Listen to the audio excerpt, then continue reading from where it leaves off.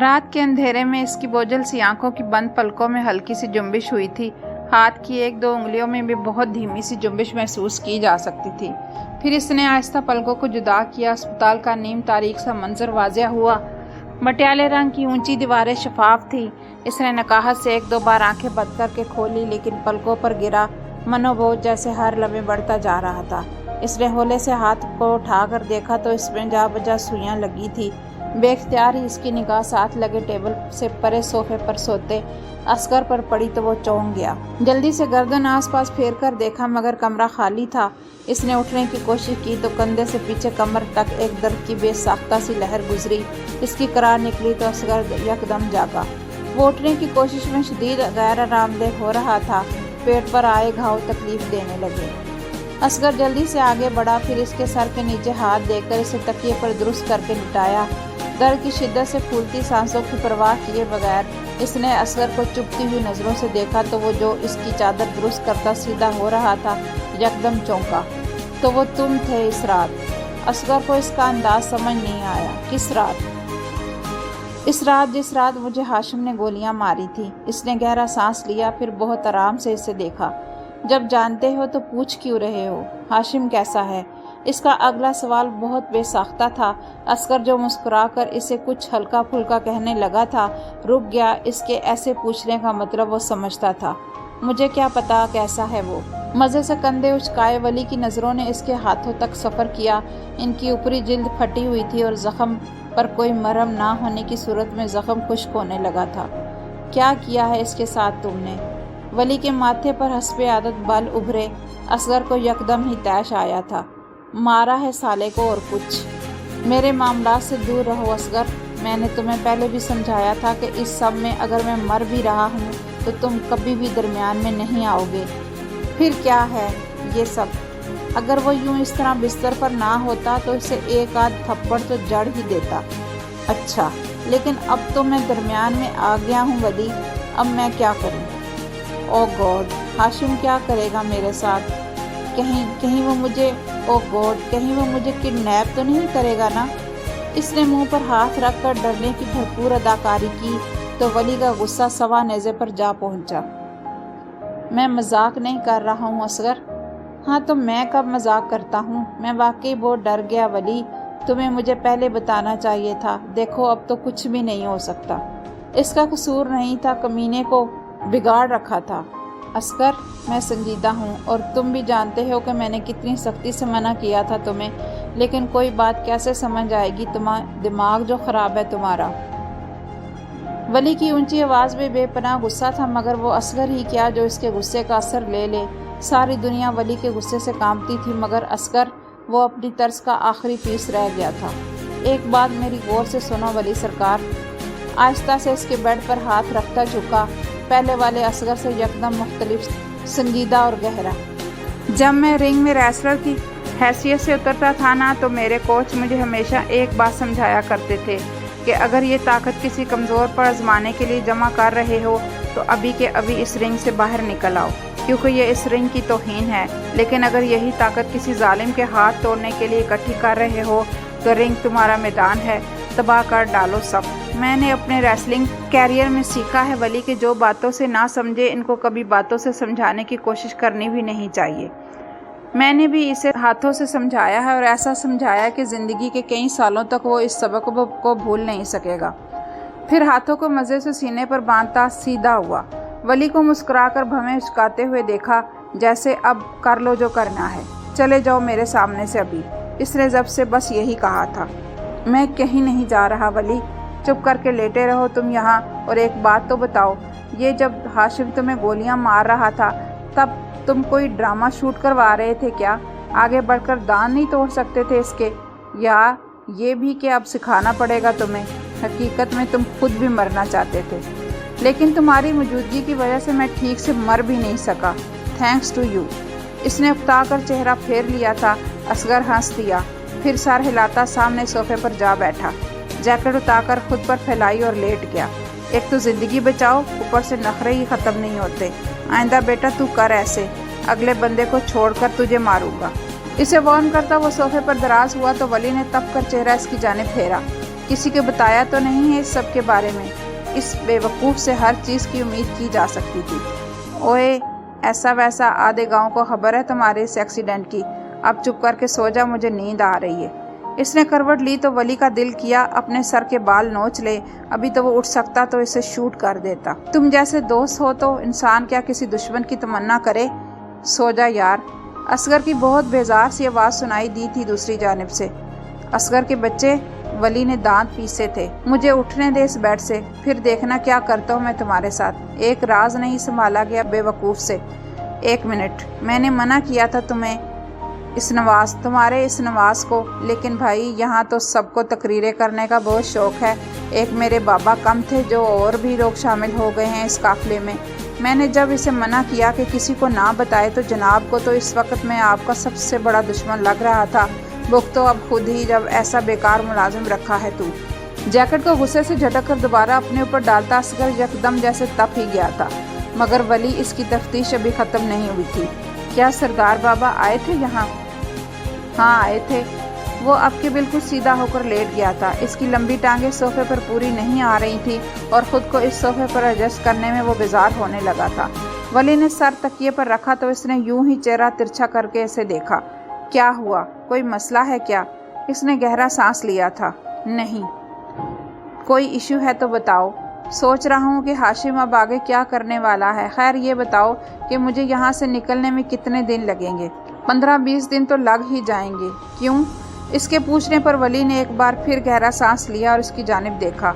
मैं इसका दिमाग नहीं पढ़ पा रहा असगर। वो क्या करना चाहता है मुझे समझने में दिक्कत हो रही है। अभी तुम आराम करो। फिलहाल 1 महीने तक तो वो कुछ भी नहीं कर सकता, ठीक से बैठ भी नहीं सकता वो तो। टेंशन ना लो, जो भी करेगा देख लेंगे इसे। इसने चंद लम्हे असगर को देखा और फिर इस बात में सर हिलाता आंखें मूंद गया। कुछ था जो इसे बेसुकून कर रहा था और ये तो इसकी ज़िंदगी का तजुर्बा था कि जो चीज़ें इसे बेसुकून किया करती थी वो कभी भी सुकून का बायस नहीं बनी थी। इसने कमज़ोरी से बंद होती आंखों को अब के खोलने की सही नहीं की, मगर फिर भी जो कुछ था इसे चुभ रहा था। स्याह पर्दे पर यकदम एक परी का अक्स उभरा तो इसने घबराकर आंखें खोल दी। सुइयों में जकड़े हाथ से इसने पेट पर बंधी पट्टी पर हाथ रखा। दर्द की लहरें अब बेतहाशा जिस्म में गर्दिश करने लगी थी, मगर अब ये दर्द सिर्फ जिस्मानी नहीं था, ये तो दिल था कि जिससे अब हर पल खून रसा करता था। इसने गहरा सांस लेकर सब कुछ स्याह रात में धकेलना चाहा, मगर जिसे पलट आना हो वो पलट आता है, जैसे वो हर दफ़ा झटकने पर पलट आया करती थी। अपने कमरे में बंद हाशिम बिस्तर पर दराज था। जिस्म था कि किसी पके हुए दाने की मानद बेतहाशा दर्द कर रहा था और चेहरे पर पड़ने वाली ज़र्ब के बाइस सारे जबड़े लगता था कि गोया दर्द से फट जाएंगे। इसने उठने की कोशिश की लेकिन बेसूद। जिस्म बिल्कुल नकारा हो रहा था। इसकी आंखों के आगे बार बार अंधेरा छाने लगा। बेसाख्ता इसे अपने हाथों पर कुछ गीला गीला सा महसूस हुआ। इसने चौंक कर हाथ निगाहों के सामने किए और धक से रह गया। इसके सारे हाथ खून से भीगे हुए थे। इसने बेसाख्ता अपने हाथों को कमीज से रगड़ कर साफ किया तो खून के इसके कपड़ों को दागदार करने लगा। यकदम वो घबराकर बिस्तर से नीचे उतरा और फिर सिंगार आईने में नजर आते अक्स को देखते एक लम्हे के 1000वें हिस्से में वो शल हो गया था। इसके हाथ साफ थे। जो लिबास खून से दागदार हो गया था वो भी अब पहले की तरह साफ सुथरा था। इसने बौखला कर अपने हाथों को लुट पड़ कर देखा, लेकिन वहाँ कुछ भी नहीं था। 1 मिनट के लिए गोया सारी दुनिया रुक सी गई थी। कुछ देर पहले जो इसे महसूस हुआ था वो दर हकीकत कुछ भी नहीं था, बस एक लम्हे का अल्जोन था। इसने हाशिम के दिलो दिमाग को जकड़ा था और बस। इसके निडाल होते वजूद से जैसे जान सिमटने लगी, लेकिन वो इतनी जल्दी और इतनी आसानी से हार मानने वाला नहीं था। बेड पर बेदम होकर बैठते इसने दुखते हाथ से फ़ोन उठाया और फिर चंद नंबर डायल करने लगा। इसके हाथों में लर्जिश थी और अल्जोन का असर अब तक बाकी था। कुछ देर बाद फ़ोन कान से लगाते हुए इसके अंदर एक अजीब सी ताकत ने सर उठाया था। एक ऐसी ताकत जो दुश्मन की ज़िंदगी से ज़िंदगी सींचने के बाद जन्म लेती है। मुझे बस तुमसे एक सवाल करना है जोगी। पूछें सरकार। इसकी मुस्कुराती सी मकरू आवाज़ हाशिम के कानों में उतरी तो इसके जिस्म में फरेरी सी दौड़ गई। तुम हमेशा बारिशों ही में कत्ल क्यों करते हो? दूसरी जानिब फ़ोन कान से लगाए जोगी ने हाथ में पकड़ा तेज़ धारा छुरा पल भर को निगाहों के सामने किया तो इसका फल चमक उठा। एक मुतमईन सी मुस्कुराहट जोगी के लबों पर उतरी थी। जानते हैं सरकार कत्ल की लत क्या लत होती है? یہ ایسا ہی ایک نشہ ہوتا ہے جیسے انسان چرس یا پھر دوسری کسی نشہ آور شے کا عادی ہو جائے۔ میں نے اپنی زندگی کا پہلا قتل 12 سال کی عمر میں کیا تھا اور اس وقت بارش ہو رہی تھی، گہری تازہ بوچھاڑ۔ اس نے ایک لمحے کو کھینچ کر سانس لیا، جیسے کسی شے کی خوشبو اپنے اندر اتارنا چاہی۔ بارش میں خون کی بو بہت تیز ہو جایا کرتی ہے اور اس رات میں نے ایک لڑکی کا قتل کیا تھا، اس کے خون کی بو۔ آہ! اس نے ایک بار پھر سانس لے کر جیسے کچھ محسوس کرنا چاہا۔ اس کے خون کی بو بہت اچھی تھی، بہت لذیذ، میں آج تک بھول نہیں پایا۔ اور پھر جب بارش ہوئی میرے اندر قتل کرنے کی چاہ جڑ پکڑتی گئی، کیونکہ بارش کے وقت خون کی بو کا اپنا ہی اثر ہوتا ہے۔ آپ نے دیکھا ہوگا کہ جہاں میں قتل کرتا ہوں وہ جگہیں بہت زیادہ خون آلود ہوتی ہیں۔ وہ اسی لیے سرکار، کیونکہ میں جان بوجھ کر غیر انسانی طریقے سے چھرا مارتا ہوں تاکہ خون زیادہ بہے اور میں اس خون کو سونچ سکوں، کافی وقت تک اس کا اثر لیتا رہوں۔ اس کی باتیں سن کر ہاشم کے اندر سب کچھ سپاٹ ہو گیا تھا۔ اس نے مجھے اور میرے گھر کو تباہ کرنے کی کوشش کی۔ اب میں اسے بتاؤں گا کہ اصل تباہی ہوتی کیا ہے۔ جوگی، تمہارا مال تیار ہے، ایک جوان لڑکی کا خون تمہارا سب سے بڑا انعام ہوگا۔ کیا واقعی؟ دوسری جانب اس کی آنکھیں پل بھر کو چمکی تھی۔ کب کرنا ہوگا قتل؟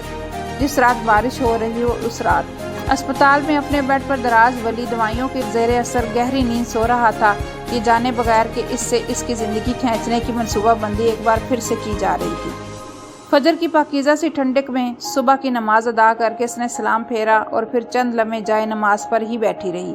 وہ اللہ سے بات کرنا چاہتی تھی، وہ اس سے بہت سی باتیں کرنا چاہتی تھی، اپنی، ولی کی، اپنے اندر جمع ہوتی گھٹن کی، اس سیاہ رات کی جو ابھی تک ختم نہیں ہوئی تھی، اس سرنگ کی جس کے پار نور کی چاندی پگھل کر گرا کرتی تھی، اس چاہ کی جو اس کے دل پر ہر دم رقم رہنے لگی تھی، اس محبت کی جو غلطی سے ہو گئی تھی اور اس خواب کی جو اس نے ابھی چند لمحے پہلے دیکھا تھا، ایک انتہائی بھیانک اور دردناک خواب۔ اس نے اپنے رخسار کو بے ساختہ چھوا تو احساس ہوا کہ وہ گیلا تھا۔ اتنے دن سے اس نے مضبوط بن کر زمان اور بی جان کو سنبھالا تھا، وہ انہیں یا پھر خود کو یہی دلاسا دیتی رہی تھی کہ وہ ٹھیک ہو جائے گا، اسے ٹھیک ہونا ہی ہوگا، اور اسے دیکھ کر جیا کرتے تھے، اسے کچھ بھلا کیسے ہو سکتا تھا۔ اس نے آنسو صاف کیے مگر پھر گویا کوئی اندیکھی سی درد کی ٹیس نے دل کو جکڑ لیا۔ آنسو روکنے کے باوجود بھی رخساروں پر پوری شدت کے ساتھ پھسلنے لگے۔ آج 3 دن ہو گئے تھے اسے دیکھے، اور یہ 3 دن 3 صدی سے کم کا عرصہ نہیں تھے۔ ان 3 دنوں کی اذیت 3 دہائیوں کے برابر تھی۔ بے ساختہ اس کی ہچکی ابری، ایسا ہی ہوتا ہے۔ بہت آنسو روکنے کی کوشش میں سانسیں شور کرنے لگتی ہیں، اس نے بھی آنسو روکنے کی کوشش ترک کر دی۔ یہ ایسے تھا تو پھر ایسے ہی صحیح۔ ایک دم اندر جمے آنسو آنکھوں سے گرتے رخساروں کو بھگوتے اس کے دوپٹے میں جذب ہونے لگے۔ اس کے چہرے کے گرد گلابی رنگ کا دوپٹہ بالکل اس کی سرخ ہوئی ناک کے ہم رنگ ہو چکا تھا۔ مت رویا کریں، تکلیف ہوتی ہے مجھے۔ اس کے کانوں میں ولی کی آواز گونجی تھی۔ وہ یکدم چہرہ ہاتھوں میں چھپائے رو پڑی۔ وہ نہیں رونا چاہتی تھی کیونکہ اس سے ولی کو تکلیف ہوتی تھی، مگر وہ خود کو روک نہیں پا رہی تھی۔ اس کے چھپے چہرے پر جا بجا آنسو کے نشان جمع ہونے لگے تھے۔ آنسو صاف نہیں کر سکتا کیونکہ اس کا حق نہیں رکھتا میں۔ ہاں، آنسو دینے والوں کی چمڑیاں ادھیڑ سکتا ہوں۔ بتائیں کس نے رلایا ہے آپ کو؟ اس نے گھٹنے سمیٹ کر سینے سے لگائے۔ وہ کانوں پر ہاتھ رکھ کر اس آواز کو روکنا چاہتی تھی، مگر وہ اس آواز کو روک نہیں پا رہی تھی۔ وہ اسے بھول جانا چاہتی تھی، مگر وہ اسے بھول نہیں پا رہی تھی۔ بے بسی سی بے بسی تھی۔ تو یہ طے ہے کہ آپ صرف تب ہی بولیں گی جب آپ کو غصہ آئے گا۔ اس نے آنسوؤں کو مخروطی انگلیوں سے صاف کیا اور پھر خود میں کچھ اور سمٹ کر رونے لگی۔ آہستہ آہستہ اس کی آواز بلند ہونے لگی تھی۔ سانسیں شدید تکلیف کے باعث بوجھل ہو کر بے ترتیب ہو رہی تھیں، ہونٹ لرز رہے تھے اور سارا وجود زلزلوں کی زد میں تھا۔ ولی یاد آ رہا تھا، آئے جا رہا تھا۔ دل کی اذیت سوا ہونے لگی تھی، آنکھوں میں بے انتہا سی جلن ہو رہی تھی، مگر یادیں کبھی ساتھ نہیں چھوڑا کرتی۔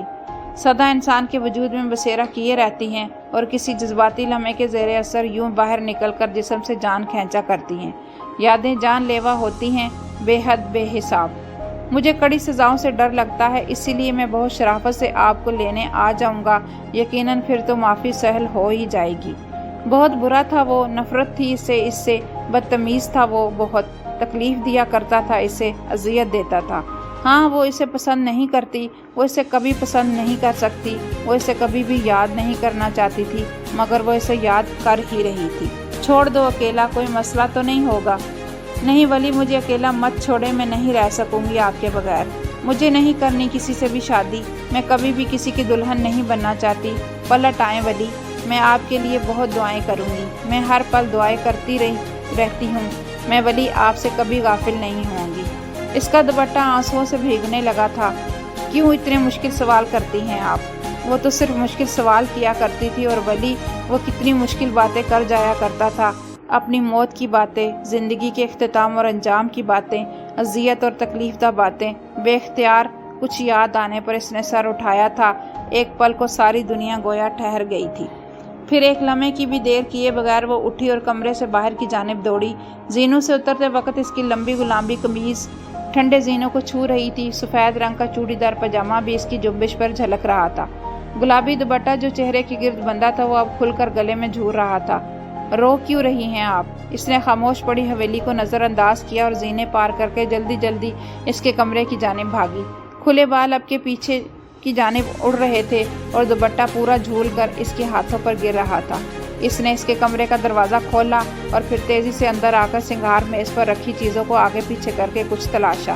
اس کے آنسو سوکھ چکے تھے اور ان کے خشک نشان کوئی بھی اس کے رخساروں پر محسوس کر سکتا تھا۔ اس نے آگے بڑھ کر اس کی الماری کا پٹ واہ کیا۔ دوپٹہ اب کے نیچے قالین پر گرا تھا اور وہ کسی بھی چیز کی پرواہ کیے بغیر کچھ تلاش کر رہی تھی۔ غلط فہمی ہوئی ہے آپ کو کانتا جی، سزائیں دینا میرا کام ہے ہی نہیں، بھلا کسی اور کا کام میں کیسے کر سکتا ہوں؟ آپ ان سے پوچھ لیں کہ کیا میں نے کبھی سزا دی ہے انہیں؟ سب جگہ تلاش کرنے کے باوجود بھی وہ کہیں نہیں تھا۔ وہ کی چین جو اس نے ولی کو اس کے پرفیوم کے ساتھ تحفے میں دی تھی، وہ اب کہیں پر بھی نہیں تھی۔ اس کا دل ڈوبنے لگا۔ ولی نے اس کا دیا پرفیوم کچرے میں پھینک دیا تھا مگر وہ اس کی چین کو نہیں پھینک سکا۔ وہ ایسا نہیں کر سکا تھا۔ اس کے قدموں سے یکدم جان ختم ہوئی تھی۔ کیوں وہ اسے تکلیف دیتا رہا؟ وہ جانتا تھا کہ عمل کو اس کے انداز سے تکلیف ہوا کرتی تھی، جبھی تو وہ ہر موڑ پر اس کی بے قدری کیا کرتا تھا تاکہ وہ اس سے دور ہو جائے، اس سے دور چلی جائے۔ اس نے سر دونوں ہاتھوں میں تھاما اور الماری کے بند پٹ سے لگ کر بیٹھتی چلی گئی۔ کوئی انکشاف تھا جو اس پر فجر میں ہو رہا تھا۔ کریں شوق سے کریں نفرت، محبت کرنے کو میں نے آپ سے کبھی کہا بھی نہیں تھا۔ ولی احمد اس سے محبت کرتا تھا، وہ اس سے بیزار نہیں تھا، نہ ہی اس نے کبھی اسے دل سے جھٹکا تھا، جبھی تو اس کا وہ تحفہ وہ پھینک ہی نہیں سکا تھا۔ وہ کرنا چاہتا تھا مگر وہ یہ نہیں کر سکا تھا۔ اس کی آنکھوں سے ٹپ ٹپ آنسو گرنے لگے۔ گلابی سی دھندلی نمی میں اس کا منظر دھندلانے لگا تھا۔ آپ اچھی بچی ہیں، مجھے پتا ہے آپ میری بات ضرور مانیں گی۔ اس نے کانپتے ہاتھوں سے اپنا چہرہ چھپایا مگر سب کچھ بکھر کر سامنے پڑا تھا۔ سب کچھ بکھرتا جا رہا تھا، ختم ہوتا جا رہا تھا۔ دوسری جانب ولی نے سوئیوں سے جکڑے ہاتھ میں کی چین کو ایک نظر دیکھنے بعد قید کیا تھا۔ اس کی چین میں جان تھی اس کی۔ ہر لڑکی عمل نہیں ہوتی اور نہ ولی کو کسی اور سے کچھ لینا دینا ہے۔ وہ اب تک چہرہ گھٹنوں میں دیے رو رہی تھی اور ولی بھیگی آنکھوں سے مٹھی میں قید کی چین کو دیکھ رہا تھا جس کی باریک سی زنجیریں اس کی مٹھی سے نکل کر نیچے کو گر رہی تھی۔ عمل کی ہچکیاں اب کے ساری حویلی میں سنائی دینے لگی تھی۔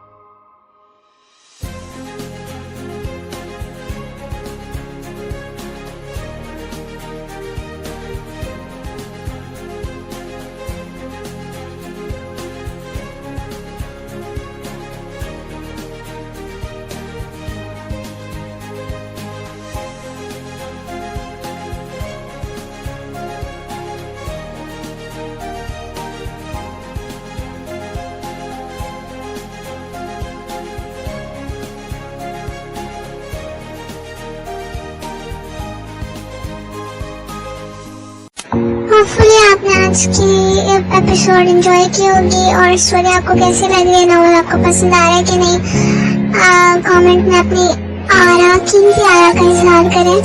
I'll be waiting for you guys. اور کوئی بھی ناول کی ریکویسٹ نہیں، حکم آپ لوگ کرنا چاہیں تو ضرور کر سکتے ہیں.